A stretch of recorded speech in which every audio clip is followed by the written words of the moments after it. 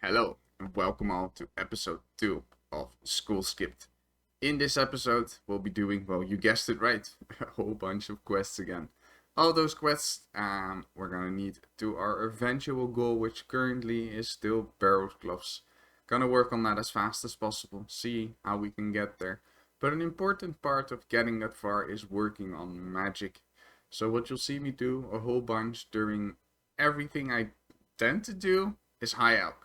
Well, um, get some farming out of the way with the early Garden of the Death quest. That's a nice juicy bit of farming XP we need to skip those early annoying levels of farming and maybe already get to do a few of the earlier tree runs from seeds we will get from the birdhouse runs.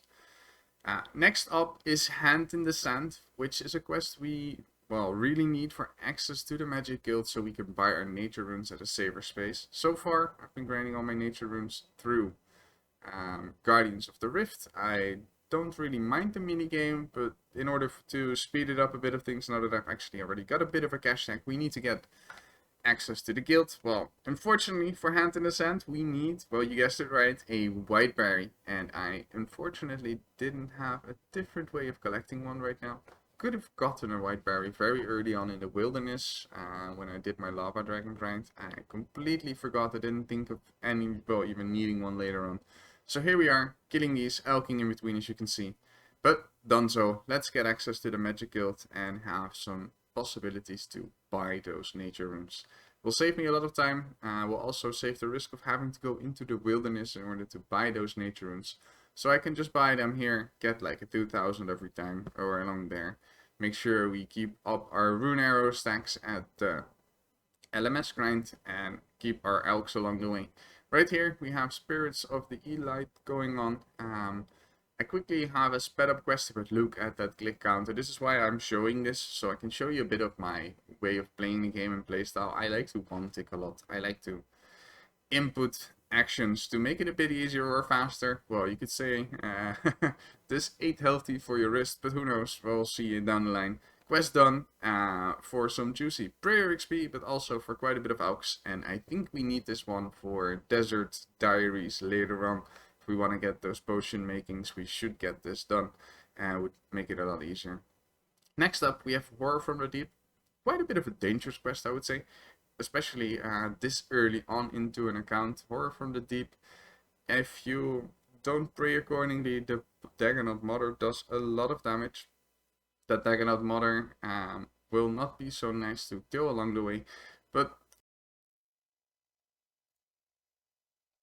we just kill it here pre-range, make sure, or I checked at least if we could save spot this. We couldn't, but we just keep on using our blast spells here. It's, in that sense, a safe boss if you pre-range, if you don't make that mistake, but otherwise it could chunk you out. Thought this was magic, it was melee. We're not hitting that great with that stat yet. We are still quite low in that department. So I could see if I could get my combats up later on as well. It's getting more important down the line to, especially for the Barrows Gloves fights already, have some higher combat stats. Probably gonna AFK a bit, so maybe we see if we can work towards getting that done later. But for now, we already got one dangerous quest knocked out of the way. Might as well work on the second dangerous quest right here. At this stage of the game, doing Haunted Mine, quite iffy. The boss fight is not the greatest if you make a misplay. I didn't have a crystal yet on me either. I would have just been dead. But this boss fight, I'll show it. I did with magic. It has air weakness, so it's somewhat doable. And if you, I could have had a bit more defensive gear, but this is the best I've had for now. It is at least you pray range. You shouldn't take too much damage then, but you'll still take a lot of damage from the pickaxes. That can be combined, of course, with the pillars. So we gotta make sure I can somewhat protect and get around his tower defense, not get low in between. So just stay up high enough HP, because if one big mistake here and you're dead. I don't know if I could pray against the pillars. Might as well just try if we're waiting and he can throw his axes. It's already at 1/3 HP left. But as you can see at my food stack, it's also draining quite a bit. So I was a little bit scared to do this quest early on. But if we can get it out of the way, it's done. For some nice XP and the potential self amulets later I might need. But for those Barrows Gloves, which are the current goal, I need to do the sub quests, and one of them is big jumpy bird hunting. I am speeding up this progress again so you can see how I do my quests and how I got my magic up this high this early. I really feel like grinding magic early is one of the more important things to do, because now I'm making money while questing, while running around, and I'm leveling up one of the more important stats for everything later on. Um, so we've got big jumpy bird hunting done. We need to do some sober flesh eaters. Well, need to do. I want to do this quest for the juicy little range and herblore XP you guys see, 2000 in each. Already makes it worth to do this early on. As you can see right now, we're logged in 15 minutes. Let's see how long that quest took. A whole, or 5 minutes. It took 15 minutes. We're now logged in 20 minutes. Well, those 50 minutes, of course, we spent alching and running around. On to the next quest, observatory quest. Another one we're just doing for some early crafting XP and some quest points. Figured this is a fast one to do while we're here. Bring along a few Alchs, bring along some energy pots, and make sure we get that done. I only have normal energy pots, but I feel like those are the easiest to use Harlanders on anyways early on. You can just buy chocolate dust and chocolate bars for secondaries. So then I tend up to using them quite a bit during questing, so we can keep on running around the map. Well, that observatory quest is done right here. Nice and fast. It took like 20 minutes, I want to say. Just running around, spamming around, and making sure we alch.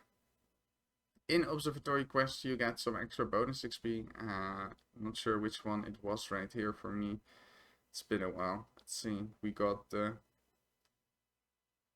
Oh, we didn't get any other XP. It's 145 quest points though, knocked out of the way.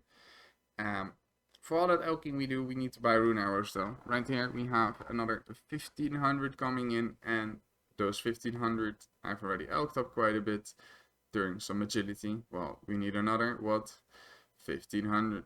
So we bought 3k rune arrows right there. Those 3k rune arrows are 185,000 magic XP.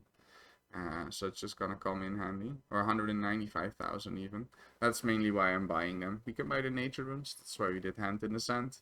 Well, I'm not gonna run on rooftops if I can't click Alchs in between. But let's not bore you all with the agility.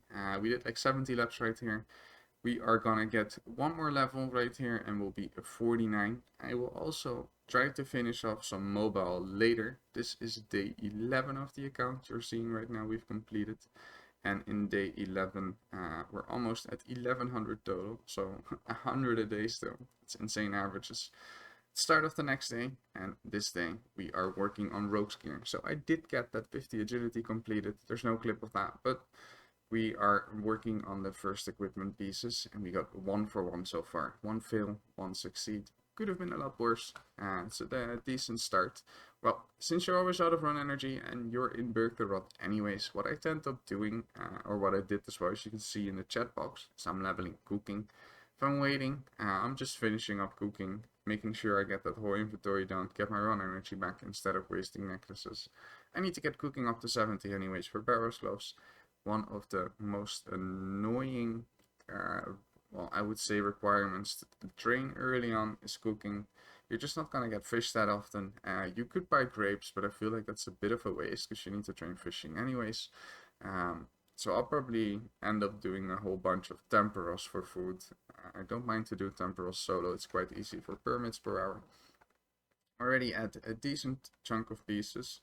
As you can see, the failure rate at the start has been terrible. I need 2 more pieces. That's 1 more. And all we need is that last one right now. The gloves. And then we've got the full rogue's outfit. Can we get the back-to-back? We can get another back-to-back. So we've had 2 back-to-backs in there. And a terrible start. But at least the back-to-backs made up for it a bit.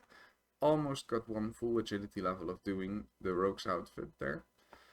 Get the recipe for Disaster Evil Dave subquest done for some 7k cooking XP, which is a level, but the more important thing is the option to make stews. Stews are insanely helpful for early questing and early requirements for a +5 boost. You saw me complete another little quest there with access to Sovanem or whatever the city is called. You see the previous tiles, the ones I had marked were from my other hardcore. That was quite a lucky path. Let's see if this hardcore also has a decent path. in Underground Pass, one of the more annoying quests, but it's for 5 quest points, so we don't mind doing it. I'll just skip through and get to the ending part right here, the somewhat more dangerous one. Felt it would take longer, but we got it done. 5 quest points down, and those 5 quest points will put me at 153, so we only need another 22 for Barrow's Gloves. Continue with the Alching. Get a few other things done. As you can see right here, we have one more sub-quest for 154 and the Lumbridge Guide for 155. So there's now only 2 quests remaining, or 2 sub-quests remaining, for which we need heroes and we need Monkey Madness. Well, if I want to be AFKing and I want to be doing better quests like heroes and the Barrow's Gloves, I need to get my combats up. Best way to get the combats up is in downtime for me right now. So in evenings, or when I'm editing, or when I'm watching shows with the girlfriend, or whatever we're doing, like something else, right? A different game. Well, Gem Crab is just too strong of an add-on to not work on. So we need to get the quest done, Twilight's Promise, in order to access Gem Crab or get there easy. So I figured let's just get that knocked out of the way. Quest with kind of a bit of cutscenes and fighting. So let's just skip towards the end. Have that done, survived everything, barely used anything, got a thieving level, and have access to Gem Crab. Well, as I said earlier, cooking is one of the more annoying things for me to do. So I don't mind doing Temporos Mobile, so let's work on those. You see we're 1147 total right now. We need another 12 cooking levels for an easy boost. Those 12 cooking levels I'll try to just get from Temporos. We have quite a few permits stacked up right here. I already used a good chunk. We're gonna get like 10-ish average every solo we run. And as you can see in the log on the right, we already pulled a fish barrel earlier on. Unfortunately, I don't have the clip of that, but we do have a fish barrel stacked up in our bank for later usage. I need to work on more cooking, but that's some mobile activity, so I don't have a lot of clips of the fishing and Temporos.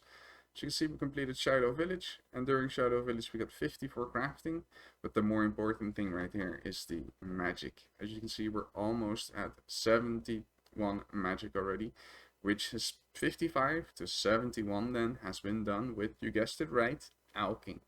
LMS, Rune Arrows, and Alchs are just so strong in order to get your stats up. I like to do that shit a lot to get up to high magic levels. Magic is just important early. Gives you the access to early, easy, strong combat. Well, you said it before, we have 2 Recipe for Disaster subparts done, or left to do, which is Monkey Madness, and the other one is the Amic Farsa one, for which we need Legends access.